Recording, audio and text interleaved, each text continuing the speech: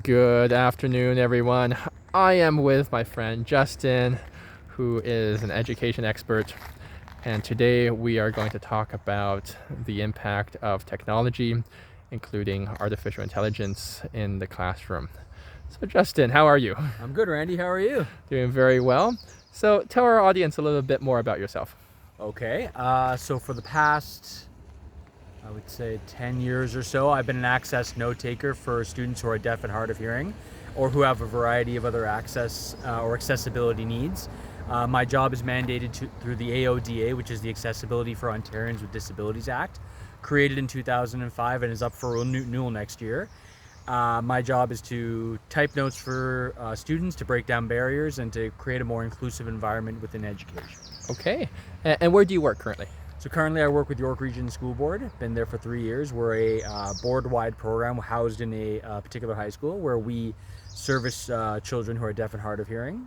And we have note takers and we have CERT teachers. And I type the notes for the kids in the class. I provide a Google Doc in real time so the kids can follow along.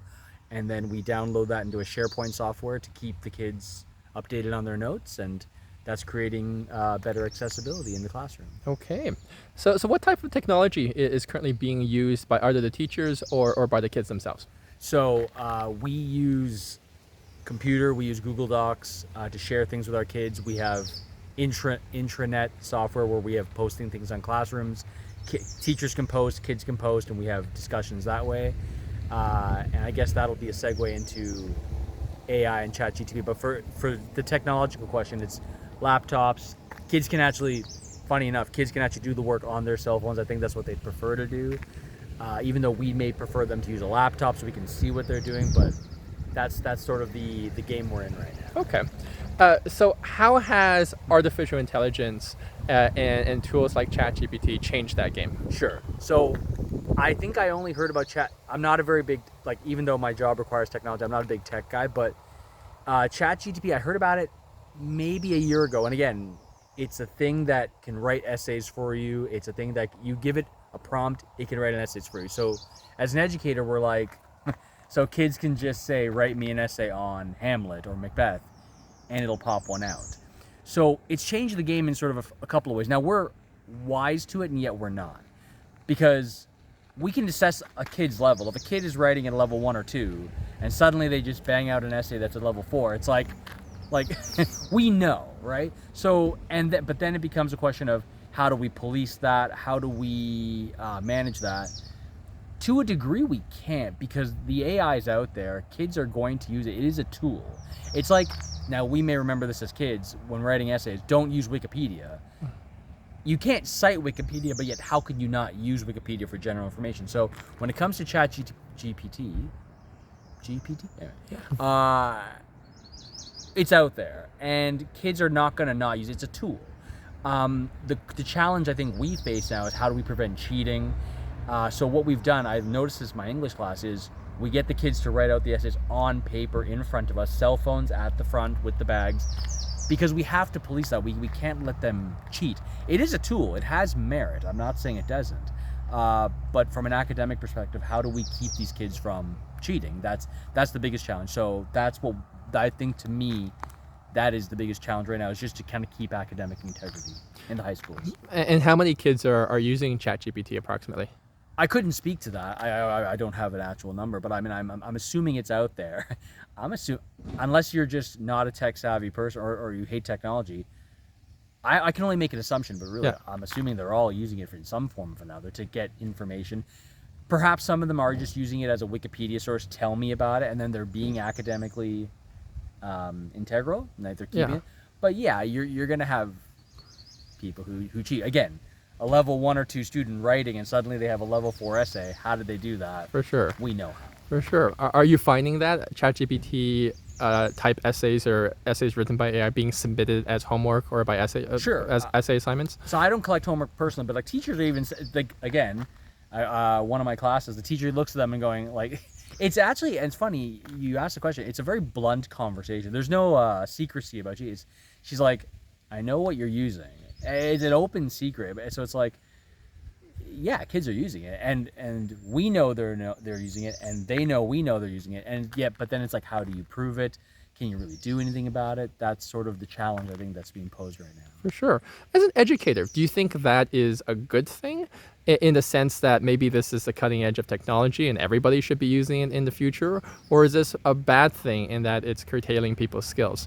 So again, it's one of those double-edged swords. It's the progression of technology, which can only be a good thing. It's advancement of knowledge and of how it's going to be used in our world. You can't stop that because it's going to happen. I mean, AI, and again, not a big tech guy, but AI is being used in healthcare. It's being used in education. It's being used in media. It's just the natural progression of technology. That's always going to be, quote unquote, a good thing. But yes, I like what you pointed to about skills. I'll give you a better example, sort of a more concrete one. Calculators and cell phones.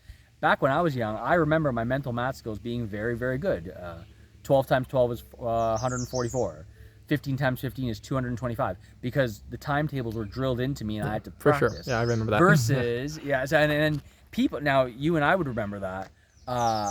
People maybe 5-10 years younger than us, so they're heavily, and you can tell their mental math skills. It's even like, oh, what's 12 times 4? It's like, and for me and you, it's like 48. But for them, it's like, and then you can tell there's like a reach. Yeah, for sure. And for like simple questions like that, I look at the kids. I'm like, really? Like when I'm passionate about math. So when I see kids going like 12 times 4, and they're reaching for their cell phone, I'm like, really? You couldn't do that? I notice it, right? And so you're right about the curtailing of skills. It's also just a question of, with technology, it is a question of, will kids be more reliant on it, and maybe even we as a society. And again, we were having this discussion this morning, the GPS system. We were all talking about how when we were younger, we had a sense of direction, we had a sense of maps. I remember camping with my dad, looking at maps. Nowadays, people can't go anywhere without a GPS. So that's kind of more of an example we can be relating to when we come to ChatGPT. It's like, yeah, this will be sort of the degrading of skills, things like mental math, things like writing proficiency. That's going to be a bit of a challenge, right? I wonder if ChatGPT and AI technology will become like the new calculator, where at one point there was a pushback against it, in the sense that it was by consensus limiting one's skill level. Yes. But in a way, the world has changed so much that we don't do things without calculators anymore. And funny enough, I noticed this too with we have a discussion where it's like, in the real world, it's funny because like in the real world you'll never be without your cell phone, so you'll never be without a calculator, but you'll never be without a computer that can't look it up. So I'll give you some science examples. Avogadro's constant, which is a chemistry example, I know that as 6.02 times 10 to the 23 molecules per mole of a substance. I had to memorize that. But for a kid nowadays, you could be a chemistry teacher or a chemistry student, you can just look that up, right? The Earth, the gravitational constant, G, 6.67 times 10 to the, see, even I'm forgetting, 10 to the negative 11, I want to say. And that's the gravitational constant between two objects. That's existing everywhere in the universe. But I don't need to memorize that anymore because you can just look that up. Now again, 10 to the negative 11, I want to say 11. We'll look this up. I could be wrong. But again, if I had reception, I could just look that up. There's no need to really memorize this anymore because the information is at our fingertips. So while that is a good thing in terms of a resource, what does that do for the strengthening of our cognitive abilities, right? For sure. Right. Yeah. And what's your opinion on that? What does it do to our cognitive abilities? I guess we're slacking, or I guess we're not memorizing things. Again, I was with my mom at the Home Depot the other day. I bought a tape measure. I know 1 inch is 2.54 centimeters because I was drilled into that. But nowadays, kids won't have to know that. They can just Google it. So I can do quick conversions. Oh, what's 3 feet in meters? Because I can just do the math. Nowadays, kids younger than me won't be able to do that by hand. While they can just look it up, they can do the same work. I just wonder about the strengthening of knowledge, the strengthening of those neural pathways, right? These are things that stick with me 20 years since I've left high school because I know it. I was forced to do it. So there's a retention of skills versus if we don't develop those skills in the first place for the kids, what kind of education is that? Yeah, I for think sure. that's more the philosophical Yeah, question. and perhaps there's some irony that we're in the woods right now, is that your level of skill Yeah. and knowledge and memory would be better better adapted to Yeah. this environment where there is no reception. Well, I picked up a map at the Yeah, store, so yeah, I for hope I sure. won't get us lost. Yeah. For sure. Now, tell me about other forms of technology being used, like cell phones and laptops. Are kids using that right now? The kids that you're teaching? I'd be shocked to find a student without a cell phone. I think that's Okay. it's become the norm. When I was a kid, I remember, you might remember those little flip phones. Yeah. It was only to be used to text my parents on to and from school, and only in the case of emergencies. And yeah, you could text your friends. And again, little flip phones. Nowadays, you can watch movies on your cell phones. You can buy stuff on your cell phones. It's ultimately become a distraction. For me as a kid, it was just something to call mom and dad and to text them that I got home safe. Nowadays, it's a distraction for sure. And are students using their cell phones in the classroom? Absolutely. You have to kind of like get their attention because they are glued to those things. Yeah. Are they using it as a learning tool or as a distraction? Both. So yeah, you can access. Like I said, there are some kids in the class that would rather just do this. I guess we're giving our thumbs an exercise, right? They can access their schoolwork and do it on their classrooms. They even say, like some of the kids who are not being dishonest are like, yeah, we're doing work. We just rather be on our cell phones. Whereas we would say, maybe do it on a laptop. But yeah, so yes, it is used for academics, but it is also ultimately a distraction. Yeah. Tell me what a typical, and you teach high school, right? Yes. Yeah. Tell me what a typical high school classroom now looks like. Because when I went to high school, there were no laptops and there were no advanced cell phones. I mean, we probably had very simple cell phones, and we wrote all of our notes using pen and paper. What does it look like now? So actually, what we have is something called like a cart. Like so, it's a big cart with like ports of like 10, 20 laptops, all plugged in electrically, and you just plug that in. So then the kids who need to do work can actually go to either the library or the cart, grab a laptop. So it is good in terms of accessibility for kids maybe from lower income families who can't buy a laptop. We have that readily available, which is good. That's something that I think the classrooms change, because laptops, like I bought an Acer for what, $300. It's pretty accessible to kids now, which can only be a good thing. Okay. Yeah. In the classrooms, does every kid come with a laptop to take notes? Well, assuming they're taking notes, I would applaud if they take notes. I would say most kids don't. But the laptops are there. But again, used for bare schoolwork purposes, but also entertainment purposes. Okay. So of the students that you see in the typical classroom, how many are there with laptops, either provided by the school or but provided by themselves, and how many are taking notes by hand? I would say probably like most kids go for the laptops. Yeah, you'll be. I don't think you'll really. It's a dying art. Again, let's talk about cursive writing. I remember cursive writing. Right, that's a dying art too. You look at kids nowadays; they can't like write properly. Yeah. I'd be shocked to find a kid who really like takes the old-fashioned notes. Right. Yeah. I think most of it's on the laptop. For sure. 20 years ago, everybody took notes. Like when I was growing up in, Sure. in high school, everybody had notebooks and notepads, and we were taking notes by longhand. Absolutely. Yeah. Now, tell me about the work that you do with the hard of hearing. What type of technology do you find is most useful in that context? In that context, I would say the Google Docs are good because, again, me and students in the classroom, they can just open up the laptop.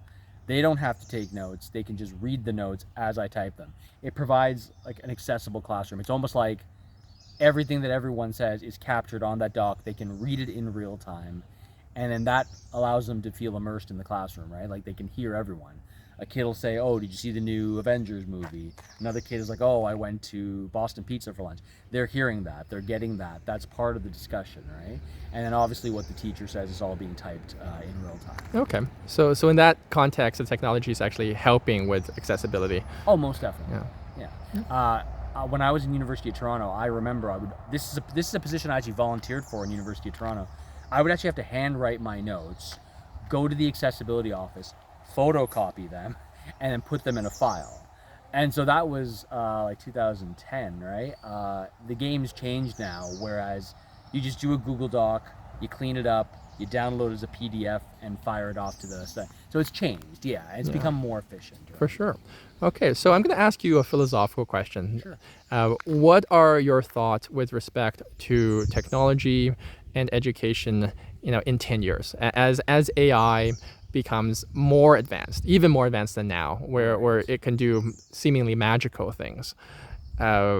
what are your thoughts and your predictions as an educator? Again, I think screen time. Yeah, from a social aspect, I said kids aren't getting enough human to human contact. And again, COVID plays a role in this, but yeah, with screen time, again, there's a siloing effect we talked about. You just get kids in their little universes, not paying attention. They just zone everything out. So you almost have to like get around that laptop and say, hello, there's a real world conversation going on. We could see more introversion. We could see more social isolation and exclusion. We could see more mental illness, more anxiety as a result of that, depending. That's just from a human health perspective. From an educational perspective, it is becoming an issue of actually getting people to do work, to actually write it down, get it down, integrate it into their brain. So that presents a really big challenge.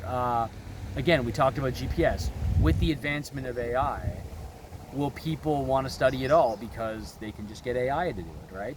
What does that do for intelligence of a human being and the intelligence of a society? Why read Hamlet and understand existentialism when you can just Google it and it's there? Why talk about Julius Caesar and the fall of Rome and the Republic and the Empire? You can just Google it, right? I can relate to this, you can relate to this because we read Hamlet, we read Julius Caesar. Will people feel the need to do things anymore if AI can just kind of do it for you? What does that say about human society and academia? It's hard. Will we just not learn anything and just, if we ever have a question, ask ChatGPT or whatever? How will we ever know things? How do we I think that's another thing. How do we prioritize? Because again, we see with technology, and I was discussing this, a move away from literature, like less Shakespeare, less Dickens, less Gatsby, more short stories, more contemporary works. But are we losing that sense of what are the classics, right? We're losing a sense of something. So my prediction is we're going to see a loss of academic rigor, which I think we're already seeing, frankly. It could just be my experience, but I think we're seeing a lack of academic rigor. Okay, so that's a very interesting and also possibly very frightening prediction. The lack Dystopian. of academic rigor, where in the future students can do whatever they want, get their answers instantaneously. Yeah. Dystopian, right? Okay. Yeah. Well, I hope there is some way that we can work around it. Oh, what are the school systems and the education system? What are they doing to fight back against this? So this is a contemporary issue because Doug Ford has now announced in September we will be banning cell phones. And my thoughts on that, I mean, again, yes, I'm in favor of these kids putting down the cell phones. So banning cell phones in classrooms.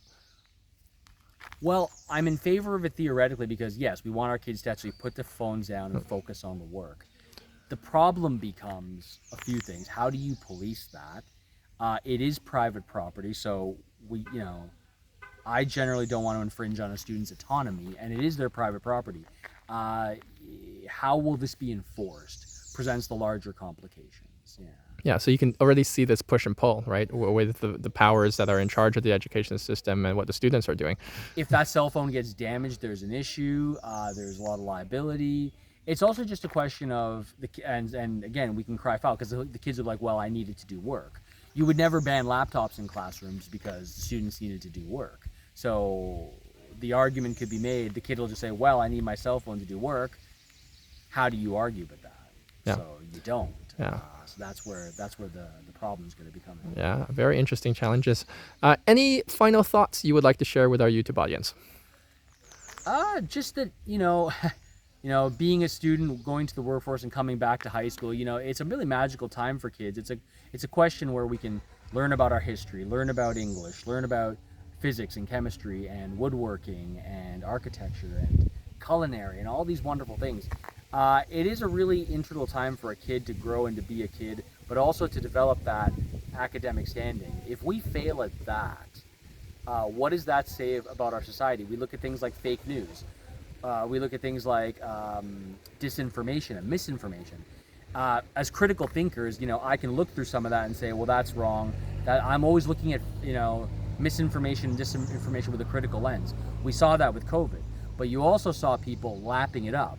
And again, that comes from a lack of, reading text, criticizing things, looking at bias, right? This has education is key because it's development of the person. When we don't develop the person, we're sending that person out into the workforce and work world. What does that say about our world? It may seem like a small thing, but education is critical for a better world. When we don't have an educated workforce, we have labor shortages. This will be global. There's so many reflections I could say, because it is really critical. So my key message would just be, let's all keep learning. Let's all question things. Let's all talk and communicate, because it really is just the kind of world we choose to live in, and that's just how it's going to be. Yeah, that's an amazing and very positive message. Yeah. Justin, thank you for your time today. Thank you for having me, Randy. Don't forget to like and subscribe. Absolutely. And we will see you next time for the next video. Cheers. Bye-bye.